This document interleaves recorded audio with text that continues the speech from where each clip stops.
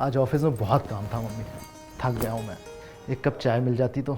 चाय की तलब तो हमें भी लग रही है बेटा, पर पता नहीं बहू कहाँ रह गई। 6 के 6:30 बज गए हैं, बताओ।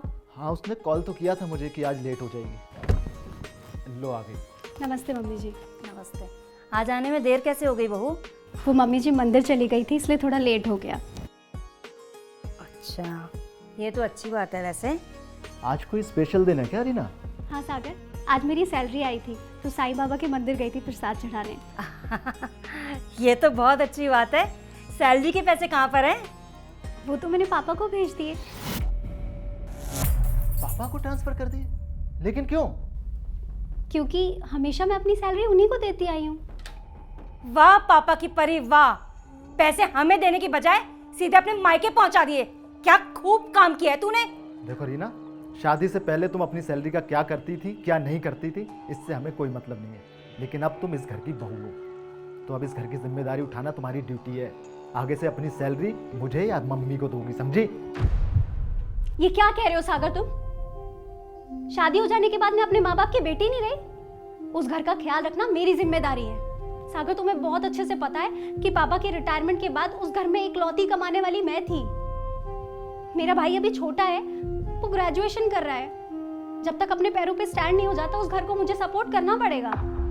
अगर यही बात थी तो तेरे बाप ने शादी क्यों की? तेरी घर में बैठा लेते ना, खाते रहते जिंदगी भर अपनी बेटी की कमाई। मम्मी जी, मेरे पापा ने मुझे पढ़ाया लिखाया इसलिए ताकि मैं अपने पैरों पे स्टैंड हो सकूं और जॉब कर सकूं। और अगर आज जॉब करके मैं अपने घर वालों की हेल्प कर रही हूँ तो इसमें बुराई क्या है? देख रहा है सागर, कैसे पटर पटर जबान चल रही है इसकी। अपनी गलती तो मानने से रही, बल्कि हमें ही ज्ञान दे रही है। मैं तेरे को बता रही हूँ, ये सारा गुरूर ना इसकी नौकरी का है। देखो रीना, अगर तुम अपनी सैलरी इस घर में नहीं दे सकती तो जॉब वॉब करने की कोई जरूरत नहीं है। छोड़ दो नौकरी। क्यों क्यों छोड़ दूं मैं नौकरी? इसलिए कि मैंने अपनी सैलरी आप लोगों के हाथ में लाके नहीं रखी, या इसलिए कि मैं अपने पापा की मदद कर रही हूँ? अरे मुझे तो ये समझ नहीं आता कि मैं आखिर गलत क्या कर रही हूँ। एक बात बताओ सागर, क्या तुमने मेरी सैलरी के लालच में मुझसे शादी की थी? इसमें लालच की क्या बात है? पत्नी के पैसों को पति यूज नहीं करेगा तो और कौन करेगा? हाँ, और अगर दो लोगों की सैलरी घर में आएगी तो ज्यादा ही तरक्की होगी ना। और तुम खुद सोच के देखो रीना कि अगर तुम्हारी सैलरी से घर चले और मैं अपनी सैलरी बचा के रखूं तो कितना फायदा होगा। अरे हमारा फ्यूचर सेफ हो जाएगा। मैं सब समझती हूँ सागर, लेकिन फिलहाल तुम्हें भी मेरी मजबूरी समझनी होगी। जिस तरह से तुम इस घर के बेटे हो, यहाँ की जिम्मेदारियां उठा रहे हो, उसी तरह से वो घर भी तो मेरा है। मुझे उन्हें संभालना ही होगा। 1-2 साल की बात है, मेरा भाई सेटल हो जाएगा, फिर हम लोग मिलकर देख लेंगे। लेकिन तब तक मैं अपनी सैलरी यहाँ नहीं दे सकती। सॉरी।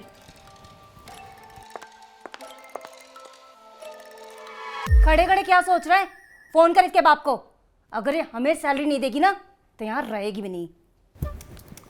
मम्मी सही तो कह रही है वो।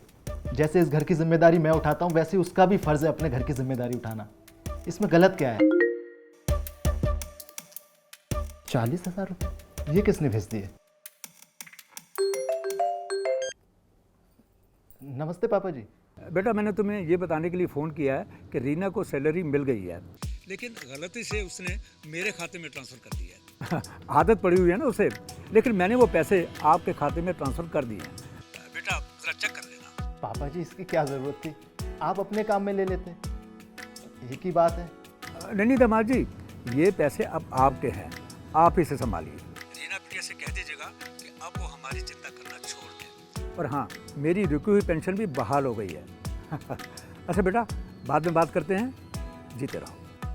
नमस्ते पापा जी। रीना की सैलरी उन्होंने भेज दी है।